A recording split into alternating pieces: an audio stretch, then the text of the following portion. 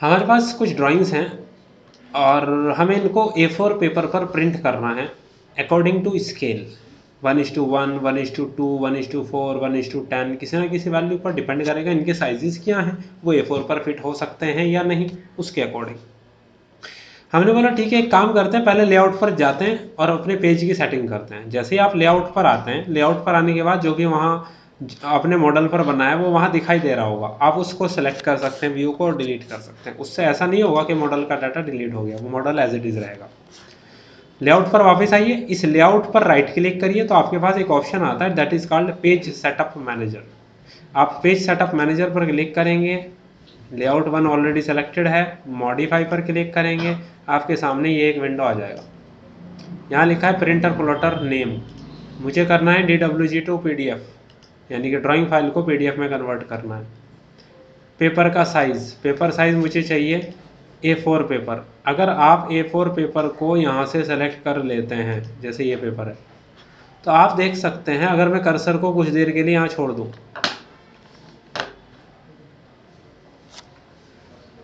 Paper size और printable area में फ़र्क नज़र आ रहा है। इसका मतलब आप पूरा A4 पेपर यूज़ नहीं कर पाएंगे। हमारा तो स्केल वैसे भी ख़राब हो जाएगा अगर वो श्रिंक होगा। तो जब हम DWG टू PDF सेलेक्ट कर लेते हैं, पहले ये सिलेक्शन ज़रूरी है। इसके बाद आप पेपर साइज़ पर अगर आते हैं तो ऊपर की तरफ आपके पास एक पेपर आता है जिसे हम बोलते हैं फुल ब्लीड पेपर, ये ना फुल ब्लीड। तो फुल ब्लीड पेपर्स में हमें यूज़ करना है ISO पेपर्स को, ISO फुल ब्लीड A4। इसकी क्या कहानी है, ये जितना पेपर का साइज़ होता है वो पूरा प्रिंटेबल एरिया है, यानी कि मैं पूरे पेपर को यूज़ कर सकता हूँ। बात क्लियर है जी? पेपर साइज़ को सेलेक्ट किया, साइज़ को सेलेक्ट करने के बाद मैंने बोला मुझे ऐसे प्रिंट नहीं करना, मुझे ऐसे प्रिंट करना है पोर्ट्रेट की पोजीशन पर। ओके किया मैंने, क्लोज कर दिया, पेपर का साइज़ सेट हो गया A4 पेपर। ये मेरा, अगर मैं जूम इन जूम आउट कर रहा हूँ, ये मेरा paper zoom in zoom out हो रहा है।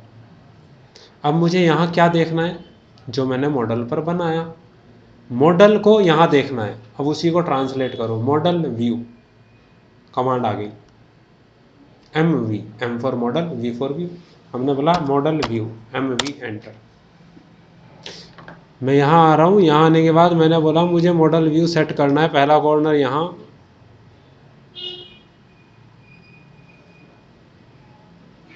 दूसरा कॉर्नर यहाँ आ गया ये मॉडल यहाँ। लेकिन मुझे इनका अंदाज़ा नहीं है ना स्केल का, ये किस स्केल पर है। उसके लिए मैं यहाँ बीच में आके डबल क्लिक करूँगा। अब अगर मैं जूम इन जूम आउट कर रहा हूँ तो model space zoom in zoom out हो रहा है, पेपर नहीं जूम इन जूम आउट हो रहा। जब ये मॉडल स्पेस यहाँ एक्टिव हो जाता है लेआउट पर, तो यहाँ नीचे की तरफ ये सेक्शन मिलेगा आपको एडजस्ट करने का स्केल। अगर ये एक्टिवेट नहीं है तो स्केल का ऑप्शन नहीं आएगा। जब अंदर डबल क्लिक करेंगे मॉडल स्पेस यहाँ एक्टिवेट हो जाएगा तो ये ऑप्शन यहाँ आ जाएगा। हमने बोला 1:1, क्या 1:1 के स्केल पर सेट किया जा सकता है? नहीं, वो मैं आपको दिखा भी चुका हूँ। तो हम 1:2 के स्केल पर सेट करना चाहते हैं, हाँ बिल्कुल सेट हो जाएगा। 1:2 स्केल का मतलब क्या है? हाफ, यानी कि हर वैल्यू अपनी वैल्यू का आधा आनी चाहिए जब हम पेपर पे इसे मेज़र करें।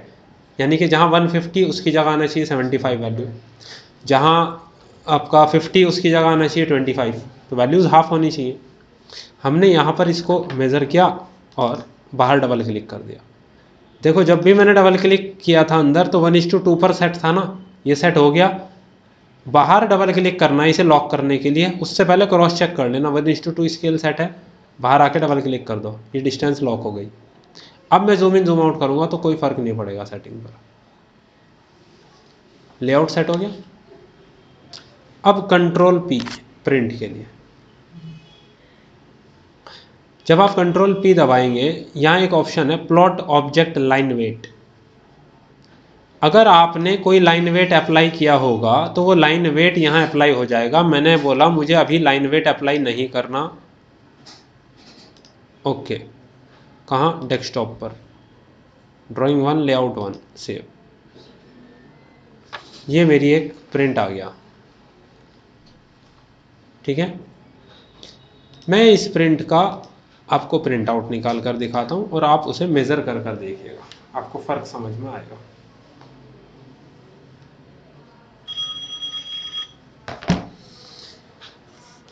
मैं यहाँ से आता हूँ,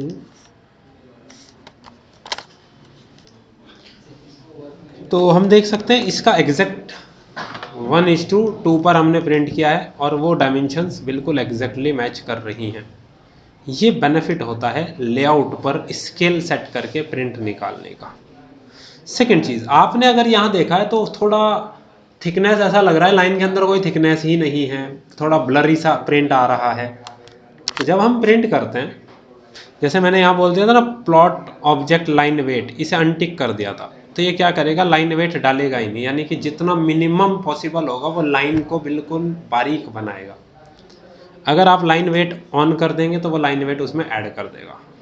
सेकंड, अगर आप ऊपर की तरफ जाएंगे, यहाँ एक ऑप्शन है अकैड, प्लॉट स्टाइल टेबल। अकैड का मतलब अगर आपने ये अलग अलग लेयर्स में बनाया होगा, जैसे फॉर एग्जांपल इसे मैं एज इट इज़ पहले अप्लाई कर दूं, ओके कर दूं, चलो फिलहाल मैं इसे क्लोज कर दूं और मॉडल पर जाता हूं, 2 लेयर्स बना देता हूं अलग अलग। लेयर 1 का कलर ले लेता हूं, लेयर 2 का कलर ले लेते हैं, क्लोज कर देते हैं। मैंने बोला ये वाली ड्राइंग और ये वाली ड्राइंग लेयर 1 की हैं, ये वाली ड्राइंग और ये वाली ड्राइंग लेयर 2 की हैं, बाकी लेयर 1 0 की हैं एज इट इज़। ओके, मैं जब लेआउट पर जा रहा हूँ, कंट्रोल P प्रेस कर रहा हूँ, प्लॉट हटाया, यहाँ ACAD सेलेक्टेड है, DWG to PDF full bleed, आपको प्रीव्यू दिखाता हूँ, कलर्ड ही में ही आएंगी, ड्राइंग्स भी कलर्ड में आएंगी। आपने बोला नहीं सर मुझे जो प्रिंट निकालना है वो मुझे कलर्ड नहीं चाहिए, कलर देने के बाद भी मुझे जो PDF कन्वर्ट करनी है वो ब्लैक एंड वाइट ही चाहिए। मैंने यहाँ जाकर के बोला कि यार मुझे चाहिए ग्रे स्केल, मैं प्रीव्यू दिखाता हूँ, क्या इवन नजर आ रहा है? आप देखो जो कलर लाइट था वो लाइट हो गया, है तो ब्लैक ही, लेकिन ग्रे शेड लाइट हो गई या ग्रे शेड डार्क हो गई, क्योंकि मैंने जो कंडीशन दी है वो ग्रे स्केल दी है, वो कलर के हिसाब से डार्क या लाइट हो जाएगा। लाइट कलर होगा तो लाइट हो जाएगी, डार्क कलर होगा तो डार्क हो जाएगी। मैंने बोला नहीं ब्लैक एंड व्हाइट चाहिए, लेकिन सब एक जैसे कलर का, पता नहीं चलना चाहिए PDF कन्वर्ट होने के बाद कि ये कलर था या नहीं था। तो यहीं पर एक ऑप्शन होता है मोनोक्रोम, यानी कि सब कुछ as it is same black. Okay, preview check कर लो। अब क्या पता चल रहा है कौन किस कलर में है, कौन किस कलर में नहीं है, सब पे इवन हो गया, अप्लाइड। बात कुछ समझ आई? इस तरीके से आप इन प्रॉपर्टीज को चेंज कर सकते हैं plot style table. Line weight on करेंगे तो लाइन की थिकनेस के साथ प्रिंट होगा, अगर लाइन वेट ऑन नहीं करेंगे तो नहीं होगा। जैसे फॉर एग्जांपल फिलहाल मैं इसको कैंसिल करता हूँ और डिफ़ॉल्ट लाइन वेट वही है, लेयर के हिसाब से लग रहा है। मैंने लाइन वेट इस बार स्टार का चलो सेलेक्ट कर लेता हूँ, स्टार का लाइन वेट मैं कर देता हूँ 0.4 mm का। दिख नहीं रहा है क्योंकि लाइन वेट ऑन नहीं है, देखो उस पर अप्लाइड हुआ है, दिख रहा है? जब आप लेआउट पर जा रहे हो, यहाँ तो नहीं दिख रहा, जब आप कंट्रोल P करेंगे, plot object line weight on है, मैं जैसे आपको प्रीव्यू दिखाऊंगा तो यहाँ दिखाई दे रहा है लाइन वेट, है ना, क्योंकि बहुत थोड़ा सा ही हमने वहाँ डाला है। तो इसका मतलब यह है कि अगर लाइन वेट ड्राइंग में लगा है और ये अनटिक है तो फिर कोई फर्क ही नहीं पड़ता लाइन वेट लगा है कि नहीं लगा। लेकिन अगर आपको लाइन वेट का वो डिफरेंस के साथ PDF चाहिए तो plot object line weight on होना चाहिए। क्लियर है बात? बाकी सब हमने डिस्कस कर लिया जो हमारे लिए इम्पोर्टेंट था। ये होता है आपका लेआउट का क्रिएशन, लेआउट की सेटिंग्स जो आपको यहाँ दी गई है। यही लिखा है सारा एम्बिएंटर एंड ऑल, वो सारी चीज़ें, ठीक है। तो इसी से आप स्क्रीनशॉट ले लेंगे तो आपको ये डिटेल मिल जाएगी। लेआउट के बाद कल का हमारा जो टॉपिक रहेगा, हम प्रोजेक्शंस के बारे में पढ़ेंगे थोड़ा, और फिर हम आइसोमेट्रिक ड्राइंग बनाकर देखेंगे और कुछ इसके बारे में डिस्कशन करेंगे। ये हमारा कल का टॉपिक होगा आइसोमेट्रिक प्रोजेक्शन से रिलेटेड, ठीक है। बाकी सब चीज़ें हमारी कवर अप हो गई हैं। बाकी प्लानिंग के पार्ट का बाद का पार्ट है जो बचते हैं, एक दो चीज़ें जैसे attributes, dynamic block, title block, वो सारी चीज़ें हमारी प्लानिंग के बाद कवर अप होंगी। हाँ, हम आइसोमेट्रिक कल कवर अप कर लेंगे। फिर आपका प्लानिंग होगा, प्लानिंग कंप्लीट करने के बाद फिर आपको 3D पढ़ाया जाएगा ऑटोकैड का, ठीक है जी।